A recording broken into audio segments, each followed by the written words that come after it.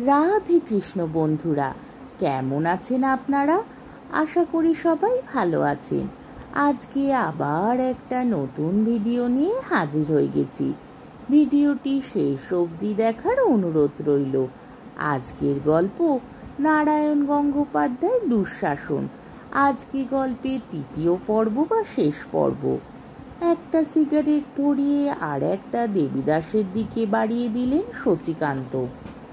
দুঃশাসনের রক্তপান লাগিয়ে দিলাম, ভালোই হবে, কি বলেন সরকার মশাই? আপ্যায়িত হয়ে দেবীদাস হাসল। আজ্ঞে হ্যাঁ, ভালো হবে বই কি। বেহালার স্বরে সুরের আবেশ এসেছে, তবলায় তাল পড়েছে। তারপরেই আসরের পেছন থেকে গানের আওয়াজ, হস্তিনাপুরে রাজসভার নর্তকীদের প্রবেশ, ঘুঙুরের শব্দ আর গানে যেন ঝড় বয়ে গেল। শচীকান্ত বললেন, সাবাস ভাই, গলার স্বরে জড়তা, নেশাটা বেশ ভালো করে জমে উঠেছে। দেবীদাসের দিকে ঘোলাটে চোখ মেলে জিজ্ঞাসা করলেন, কেমন লাগছে? দেবীদাস সংক্ষেপে বললে, বেশ। মনের মধ্যে 50টা টাকার শোক তখন কাঁটার মতো বিঁধছে, কিন্তু এ কথা সত্যি যে দলটা ভালো গায়। শচীকান্তের রুচি আছে। সমস্ত পৃথিবীটা বদলে গেছে মুহূর্তে।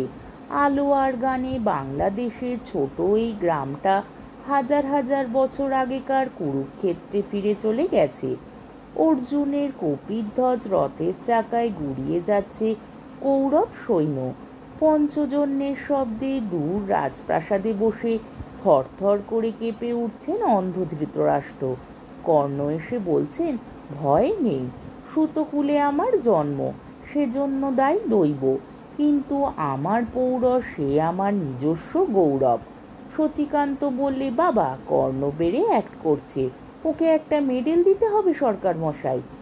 ইতিহাস চলেছে বর্জ্যগর্জিত ঝড়ের আবেগে, রক্ত তরঙ্গিত কুরুক্ষেত্র, একটির পর একটি মহারথী বীরসজ্জায় ঘুমিয়ে পড়ছে। শকুনির হাতের পাশা আজ ভারতবর্ষের সমস্ত রাজমুকুট নিয়ে জুয়া খেলছে। আত্মগ্লানিতে পীড়িত হয়ে দুর্যোধন বলছেন, মাতুল, তোমার জন্যেই আজ আমার এই সর্বনাশ হলো। শচীকান্ত ঝিমুতে ঝিমুতে বললেন, না, দুর্যোধনটা কোনো কাজের নয়, মুখটা বড্ড বেশি বোকাটে। ওদিকে দ্রৌপদীর চোখে ধকধক করে জ্বলছে আগুন। অযত্ন বিন্যস্ত রুক্ষ চুল তার সর্বাঙ্গে যেন প্রলয়ের মেঘের মতো ভেঙে পড়েছে।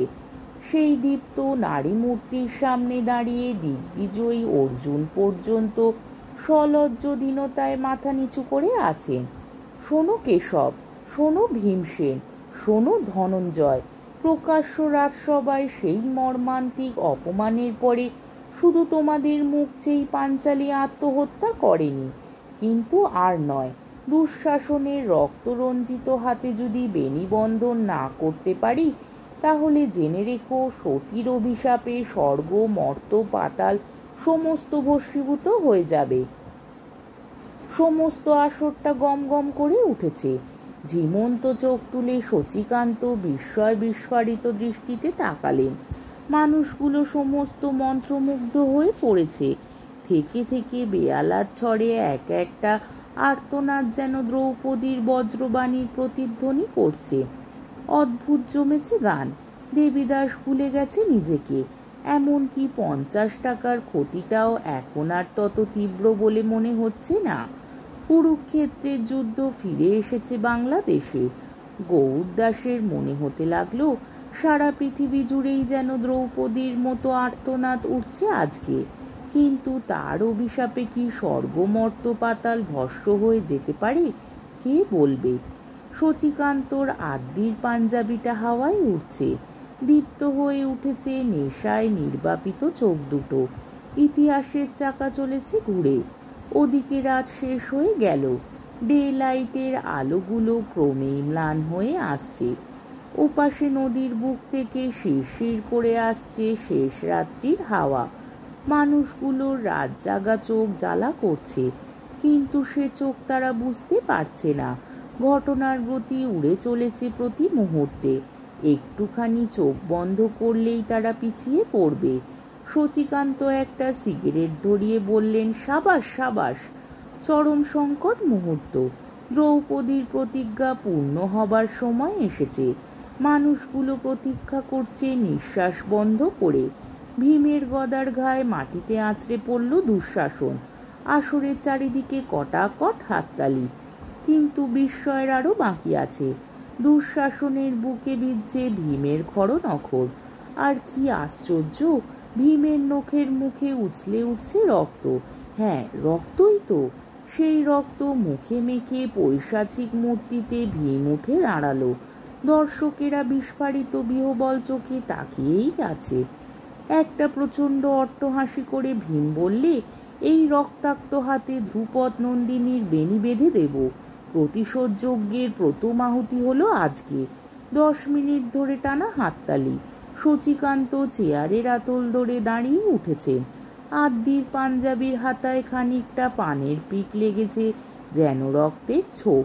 জড়িত গলায় বললেন, চমৎকার চমৎকার চমৎকার। সরকার মশাই, দলকে দল একটা করে মেডেল দিয়ে দিন। সাবাস ভাই সাবাস। বেহালা ফেলে অধিকারী উঠে এলো তড়িৎ গতিতে। আভূমি নমস্কার করে বিগলিত হাস্যে বললে, হুজুরের অনুগ্রহ। ভোরের আলোয় ঝলমল করছে পৃথিবী। সারা রাত জেগে বসে থেকে সমস্ত শরীর আড়ষ্ট আর অসাড় হয়ে উঠেছে। মস্ত একটা হাই তুলে দেবীদাস বললে, চল গৌর, যাওয়া যাক। ধুলোয় পড়া পথ দিয়ে দুজনে এগিয়ে চললে নিঃশব্দে। ধান কাটা মাঠ থেকে হাওয়া এসে খেলা করছে গৌরদাসের বিশৃঙ্খল চুলের মধ্যে। দেবীদাস অন্য মনুষ্কের মতো বললে, বেশ গাইলে না রে। হ্যাঁ। একটু এগিয়ে মুচিপাড়া। পুত্রহারা মা ইনিয়ে বিনিয়ে কাঁদছে এখনো। তার ছেলেকে চুরি করে খেয়েছে শেয়ালে, আর খেয়েছে তার ঘরের পাশে বসেই। আকাশ ভরা এত আলো, এমন অকৃপণ সূর্য। রাত্রির অন্ধকারে কোথায় মিলিয়ে যায় এই আলো? এই সূর্য ডুবে যায় কোন অতল সমুদ্রে। দেবীদাস বললে, চল, লক্ষণ মুচিকে একটা ডাক দিয়ে যায়। 2 জোড়া জুতো পাঠিয়েছিলাম, দিয়ে গেল না তো। ওরা মুচিপাড়ায় পা দিতেই 3-4টে কুকুর চিৎকার করে উঠল তারস্বরে। প্যাক প্যাক করে ডোবায় গিয়ে নামলো কতগুলো পাতিহাঁস। প্রকাণ্ড একটা মাটির গামলায় নীল জল, চামড়া ধোয়া গন্ধ উঠছে তার থেকে। কতগুলো ছোট বড় চামড়া টান করবার জন্য বাঁশের খুঁটো দিয়ে আটা। মুচিদের ভাঙা ঘরগুলো ভগবানের দয়ার ওপরে আত্মসমর্পণ করে বেঁকে চুড়ে অসহায় ভঙ্গিতে দাঁড়িয়ে আছে। লক্ষণ, লক্ষণ আছিস? ঘাটের দিক থেকে একটি ষোড়শী মেয়ে জল নিয়ে আসছিল। মানুষের গলা শুনেই বিদ্যুৎ গতিতে কোথায় মিলিয়ে গেল আবার।